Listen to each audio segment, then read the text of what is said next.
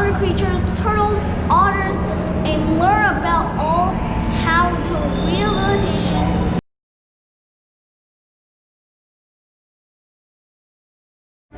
Fantastic. Did you guys just get here? Did you get a chance to look around at all? Yeah, we just walked in, yeah. Have you seen Dolphin Tail? Haven't I've seen Dolphin Tail too. Seen Dolphin Tail too? Fantastic. No, I haven't seen any of the Dolphin Tail. But you're excited to be here? Yeah. Fantastic. I'm excited to be here too. So first off, I'll just want to thank you guys for being here. In the movie Dolphin Tail, they actually, at the end of the movie, there was a millionaire that came by, gave them a bunch of money to continue doing what they were doing there. That actually did not happen in that movie. So we're a non-profit organization. We require guests just like you to come every single day. So we want to thank you so very much for coming. My name's Alan. I'm part of the guest experience team here. I'm going to do our behind the scenes tour. The first thing we're going to do is we're going to go down these stairs here. We're going to learn a little bit about what our dive team does here. We're going to go outside, see some of the boats that we use for rescue operations. We're going to go see some of the equipment that we also use for rescue operations. Learn how we rescue some animals as well. Then we're going to go learn about some other animals that have lived here before. We're going to go into our animal hospital and learn how we help animals whenever they come here, such as sea turtles, river otters, and dolphins. If you guys have any questions at all during this tour, I'll be happy to answer your questions. Sound good? Yes. That's fantastic. Yeah. Let's get started. Woohoo! So since you guys haven't been here yet, if you don't know Winter's story, these pictures on the wall, starting from all the way down here, all the way to the back, will tell Winter's story. So it starts in 2005 when Winter first arrived here, all the way to 2014. Pretty much most of Winter's life, not all of it. But she's about 14 years old right now. Oh, okay. So after our tour, we'll pretty much end our tour just up here. So after our tour, if you'd like to look at Winter's story, you're more than welcome to. Awesome. We're gonna go just down these stairs over here. All of our dolphins here, like all of our animals, cannot go back into the wild. Either they were injured in the wild or raised in human care. But there are actually over 500 different dolphins in Clearwater Bay alone. Wow. We can actually spot over 500 different dolphins because their dorsal fin, the fin on top of them, is actually just like our fingerprints. Each dolphin has a different pattern. Exactly, each has a different pattern. So we take our dolphin spotting boat, and they can actually spot over 500 different dolphins in Clearwater Bay. Whoa! Wow, it's pretty cool, right? All this is our dive team area. So our dive team takes care of all the cleaning here at the aquarium. They do all of the pools and for all of our animals. So you guys probably saw all the big pools with all of our dolphins when you first walked in. So those were just added. So it actually takes over 40 members of our dive team to clean all of our pools every week. Clean each one at least once a week to make sure it's nice and clean for all of our animals. These right here, they're big scrub brushes. So they would take these brushes, they would get down the water, they would scrub each and every inch of every pool to make sure it's nice and clean for all of the animals. Do you guys remember the houseboat that Hazel lived on from Dolphin Tail 1? Or Dolphin Tail 2 as well? Yeah. So that used to be out here for guests to be able to see. Unfortunately, that got damaged in a storm. So our dive team actually took that out into Clearwater Bay and they sank that in the water to create a natural reef for all the animals in the area. Cool. And they do updates on Facebook about once a week. They go out there and take pictures and put them on Facebook about how the coral and all the animals are growing out there. So if you'd like to, you can check that out. Yeah, definitely. We're gonna do that. That'd be fun. You guys, all of these boats are not ours. We only have, this is a private marina. We only have this one boat here for our rescue operations. So this boat here is the one boat we would take out if we need to rescue an animal. You can see it has like a ledge on top. We use that ledge so it's easier to see animals that are in the water when you're high on top instead of right next to the water on the bottom. Also, you can see a bunch of quotes and names on the ground here. People had donated to us here at Clearwater Marine Aquarium, and in return for their donations, they get their names and their quotes here on the ground here. Again, to help us continue what we do here. Very cool. Did you guys get to see Rex and Rudolph just up top here? No, no. So Rex and Rudolph are two of our newer dolphins. Rex is about 5 to 7 years old. Rudolph is about 2 to 3 years old. Oh, they're babies. Exactly, they're just babies. They're our youngest dolphins. They live just up here. After our tour, I highly suggest you guys going up there and checking them out. They're just babies, so they like to do a lot of jumping, a lot of swimming up at the top of the water. It's really cool to see. But we'll be... Got it. So all this different equipment is different rescue equipment we would take out with us on different rescue operations.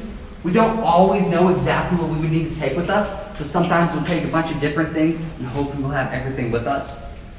Just up there, do you guys have a guess of what would go in those big crates up there? Like- Turtles? Turtles, good guess sometimes. Usually it's river otters. Oh. So we don't rescue a lot of river otters, but we do have the ability to rescue and rehabilitate them. So they do have sharp claws and sharp teeth, so they can be pretty dangerous guys to go out and rescue, because they don't always know that we're trying to help them, because that is our goal here.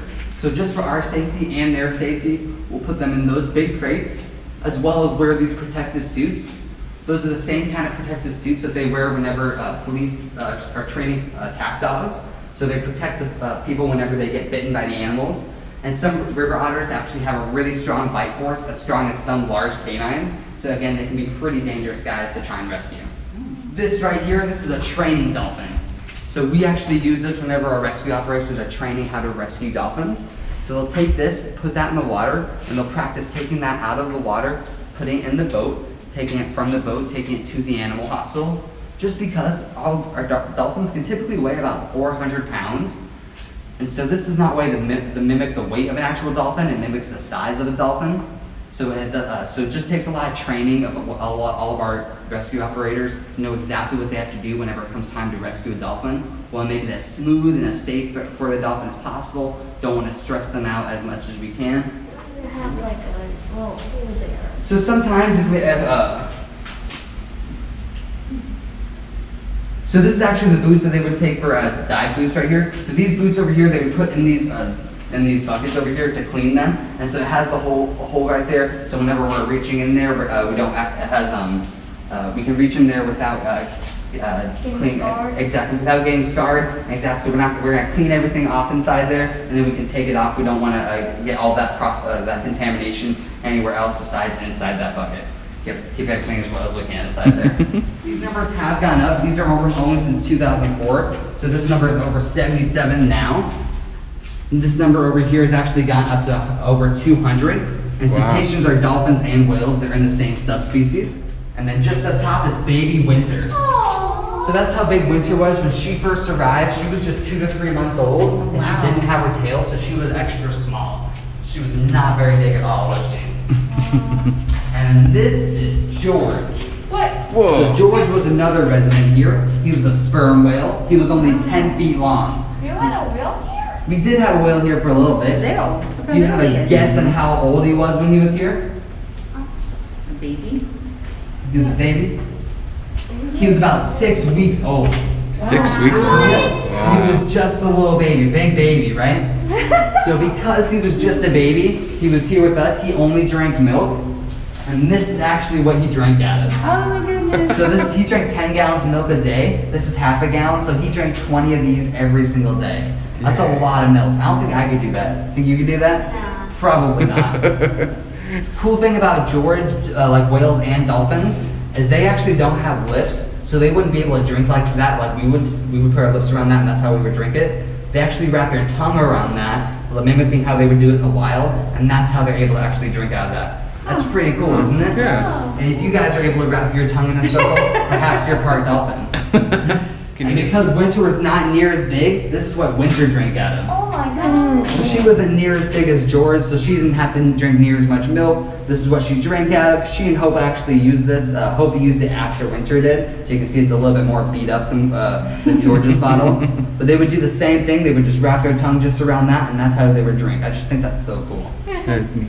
Anna was here with us. She got a crab trap rope wrapped around her flipper just right here. And she actually had to have that amputated, similar to Winter. So she had to have her flipper amputated just right there. And because of that, she was learning to swim without that less of a flipper. So because of that, she was swimming in kind of just a repetitive circle, in the same circle over and over. And so again, because of that, her other flipper on that side had a rash. So it caused a rash to appear on her flipper. So one of our volunteers actually created this. And this sleeping bag looking thing would go right over her flipper just like that and protect her arm from that rash so it could actually heal up. Oh. That's clever. Again, it's pretty cool, right? Again, we can't release an animal back into the wild if they have any health issues wrong with them, including like a rash like that. So we had to heal that before we could release her back into the wild. We'll head just into our animal hospital right over here. You okay? So we have these Yeah. 2 yellow lines. because we do have a quarantine area, we're gonna ask you guys just to stay in between these two yellow lines. Sound good, guys? Yeah. Fantastic. We're gonna talk about this stuff right over here. So this is our ICU, our intensive care unit. So after surgery, and we'll be able to see the surgery room in just a minute inside, but after surgery, they'll go into these smaller pools over here. We'll put them in the smaller pools because a lot of sea turtles still do have to breathe air just like we do, so they have to come up to get air. So we don't want to put them in a deep pool because if they can't swim very well, then they won't be able to go up and get air. You guys see that blue tarp just out there in there, the blue awning? So that's actually our necropsy lab. So if we unfortunately had an animal pass away out in the wild and we could not go out and rescue them and bring them back here, we could still bring them back here and do some research to find out exactly why they passed away, so we can actually help animals just like that in the future. So we're always trying to help as many animals as we possibly can. We have Jujubee. I believe Jujubee just got here yesterday. He's a Kemp's Ridley sea turtle, a sub-adult, so not a fully grown adult. Hudson, so that's where he was found. And injuries are from an unknown origin, but it's in critical condition. So if we ever have an animal come in, this is where they're gonna go. This is gonna be the first place that they go to whenever it's Jujubee will probably be here for a little bit, so we're just gonna continue going on down. Okay. So that's that video I was talking about where he swallowed that fishing hook. So all sea turtles have these spikes in their throat pointing downwards that keeps food from coming back up. So it just makes it very difficult for us to go in there and pull those fishing hooks out. So we have to go in there with a webcam and pliers and try and pull those fishing hooks out. It's unfortunately happens way too commonly for sea turtles. Dang. So it catches things like when you had to pull the camera out, would it catch the camera? And not so much. It's mostly just like the camera's kind of straight. Anything that's not straight kind of gets stuck though. Oh, okay. So I'm gonna ask you guys just not to touch anything, just because whenever they do touch stuff in there, they typically ask me to stay behind and clean it, and that's no fun at all. Put your hands in your pocket. And then just before we go in there, we see that mat right there. So that's actually a sanitizing mat. So we're gonna wipe the bottom of our feet on that to make sure our feet are nice and clean before we go in there.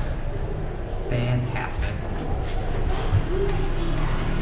Just like that, do a little dance.